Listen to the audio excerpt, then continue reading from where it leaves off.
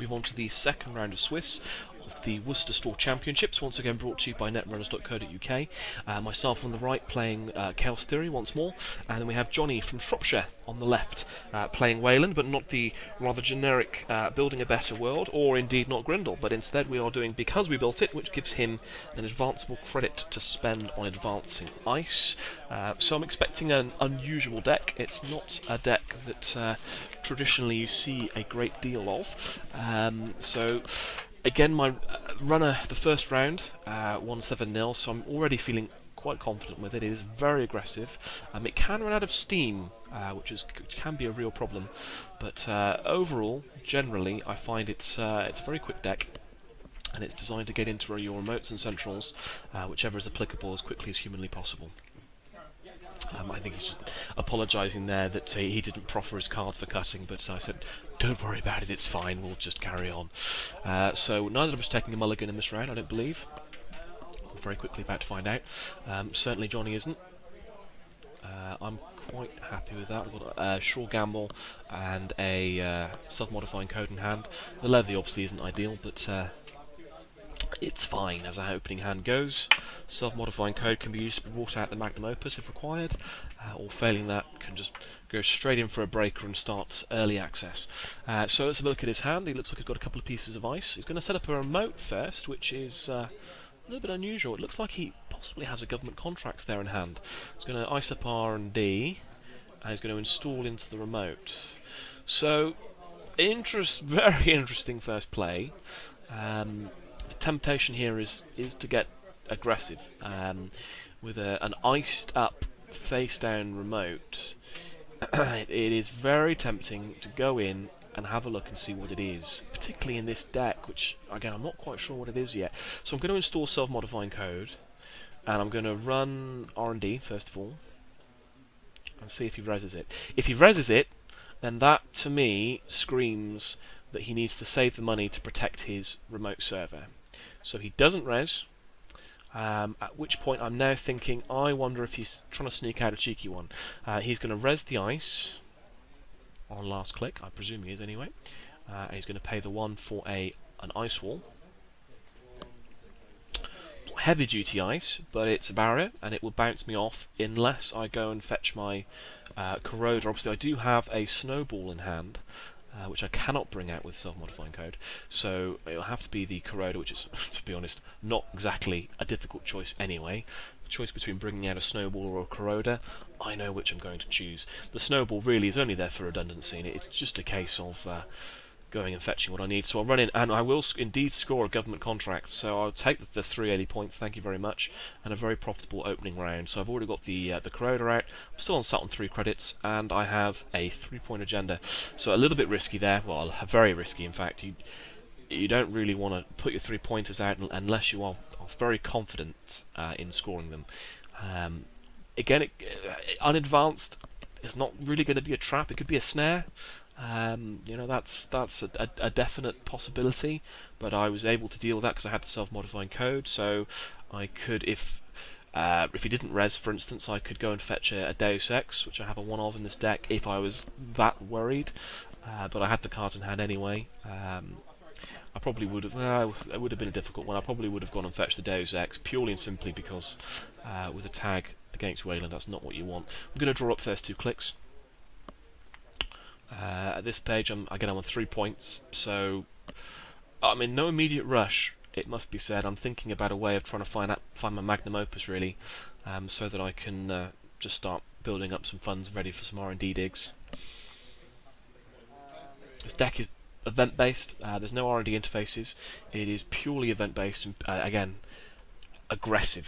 Meant to be incredibly aggressive. I've got 3 same old things, 2 indexing, 1 Maker's Eye, 2 account siphons, so I can go in and get aggressive against HQ. I've got an Escher in there, in case some ice gets a little bit dicey, and I've even got a little sneaky, tricky sneak door beta to get into HQ for cheap, for the runs that really matter, and for the turns that really matter.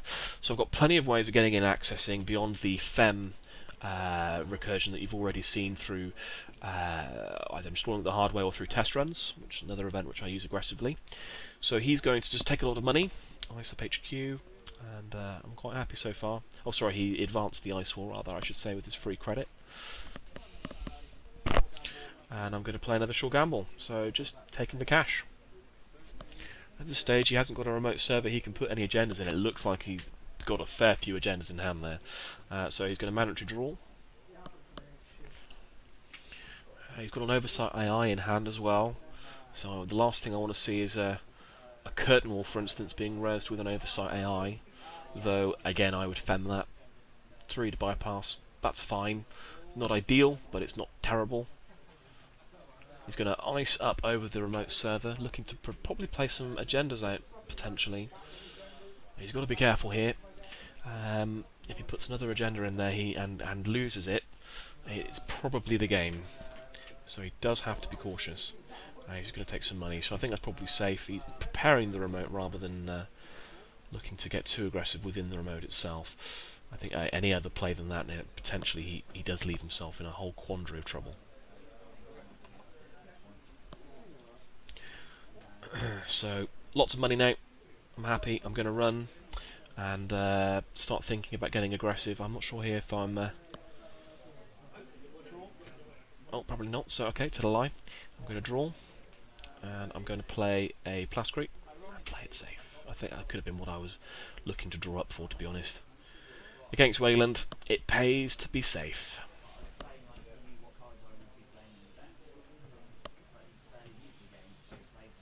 And again, in no particular rush. In fact, I'm kind of daring him to run on and put something in that remote so I can go and fem the first piece of ice and break through the second with Corroder and score another agenda.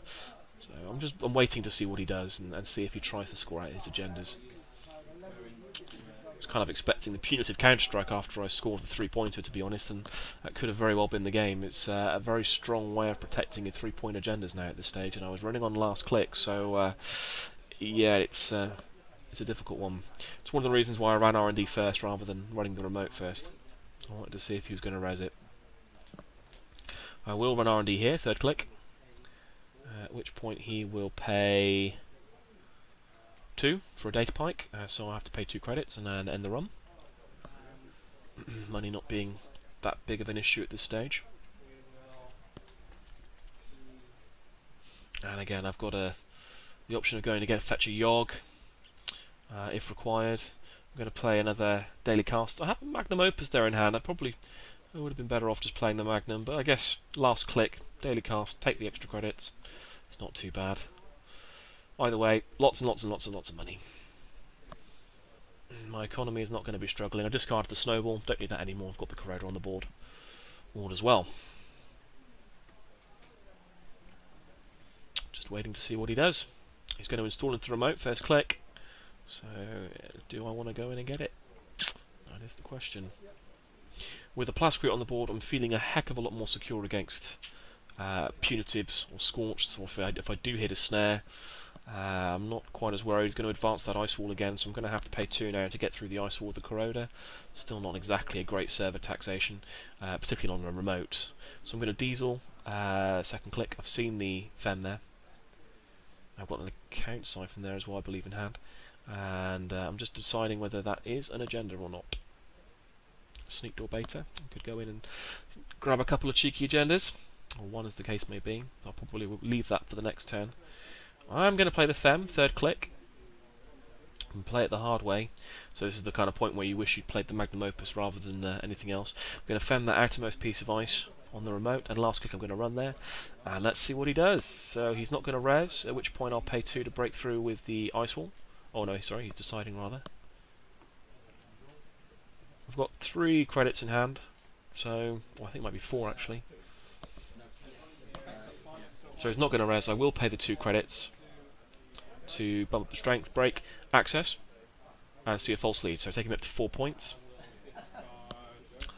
So only 1 point agenda, but not really the agenda you ever want Weyland to score. I do want to hang on to that Deus Ex, so I'd be surprised if I discard it. Maybe I'm not too worried about the snares. I think that was possibly a misplay. I probably should have held on to the Deus Ex there, just for those occasions where You hit a snare, and you go, nope, no net damage for you, sir. Looks like he still has the agendas in hand there. And he's installing into it, which is bizarre. Oh, sorry, no, okay. Oh, he's doing the government contracts. There we are. So he scores out of government contracts, takes 1 agenda point, and 7 credits. I get my bad pub to play with. I thought there for a moment it was another government contracts, which would have been suicide. Either way, I know now he definitely has agendas in hand. He's certainly been agenda flooded. That's 5 agenda points now that are on the board, and I think there's more in hand. This is the problem when you're playing 3-pointers, is that they're great if you score them, but if you don't, they are absolutely heartbreaking. And this is the issue that I found I was having with my Weyland deck last month, other than the fact that I was playing absolutely horrifically bad. So what I'm going to do is I'm going to install the sneak door, and I'm going to go and have a look-see, second click. I'm going to access, see an archive memories, which he'll take back. I'm going to go again. This is where you want a Desperado on the board. And access, see an oversight AI, and I'm going to go for it again. It'd be rude not to. So I've seen 2 cards. Seen 3 cards of Caduceus. So, okay, I know there's not a plethora of agendas there in HQ. I've seen 3 cards, and none of them agendas. I'm not sure if he does at this stage. I think he's got a restructure there, and a piece of ice. I'm not sure. He may have 1 agenda. I can't quite be sure. He's going to play the restructure though. Take 5. Not the 6, but the 5.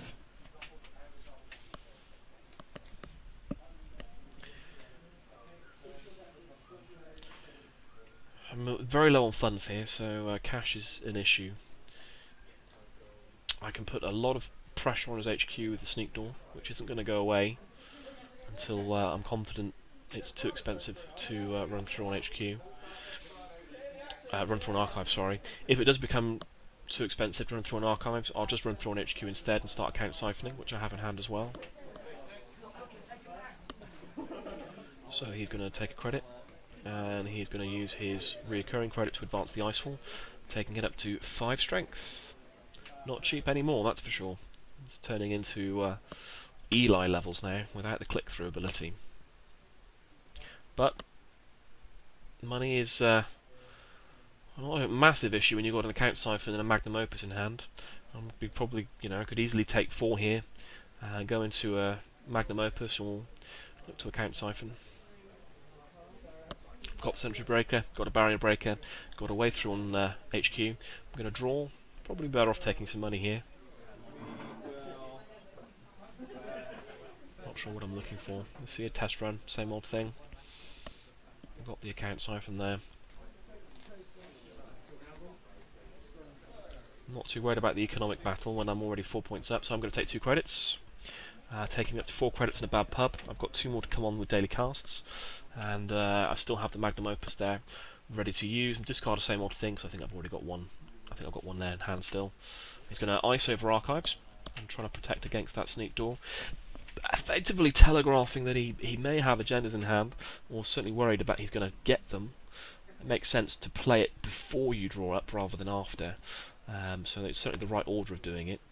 If you're going to draw, you should, rather than give a bit of a tell as to whether you're going to wait and see if you're going to ice up archives, you probably put it there first, just to try and discourage any casual runs. So 4 points, so there's 3-point agendas in the deck, which we know there already are, then I could effectively be on match point. I'm going to draw first click, draw second click, see an indexing, that's good news. So I can test run out here now for a, I'm probably not going to do it at this stage, but I can next turn test run for a Yogg. I think I've got a Yogg. I think I've only got, no, I think I've got Good Iron Blades in this deck. 2 Good Iron Blades.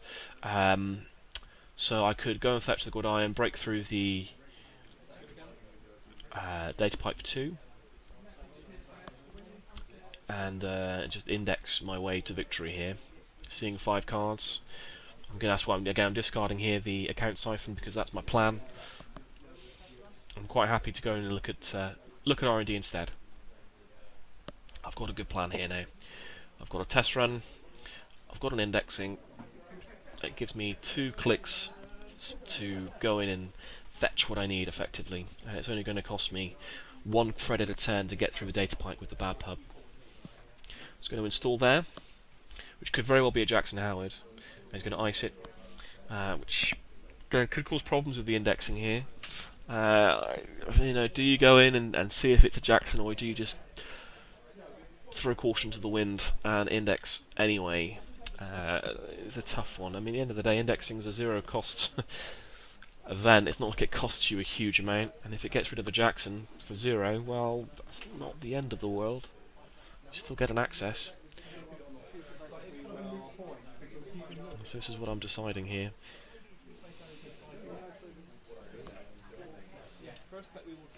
I'm going to test run though, so I'm going to go for it. Pay the 3 credits for the test run. And fetch a Gold Iron Blade. Oh, sorry, no. Oh. Fetch a Fem. Interesting. Not quite sure why I did that. Yeah, I'm not quite sure why I fetched the Fem. I probably... it made sense in my head. I don't know why I did that, ladies and gentlemen. why I didn't fetch the Gold Iron instead is absolutely beyond me. It would have cost exactly the same amount. Well, no, I guess it cost me 1 credit less per run, but meh, who cares really? Oh, it doesn't, no, it costs the same. I don't know. Why did I do it, huh? So there are agendas there. There's lots of agendas there, in fact. There's 3 agendas by the looks of it. So if that is a Jackson, he can save the day. If it's not a Jackson, then it's game over, folks. That's a lot of agendas. So I'm just putting them all on top, and say, well, let's see if there's a Jackson Howard. So 3rd click we will run. I've got 3 cards in hand. That's fine. I'll pay the 1. I will score the geothermal fracking. It looks like. Or something anyway, run again and see the final agenda I need, win the game. So 7 points to 1. Very happy again with the regression of my Shaper deck. Seems to be working quite well at breaking down the early remotes. Obviously installing that 3-pointer was a killer, but move on to the game 2 of the second round.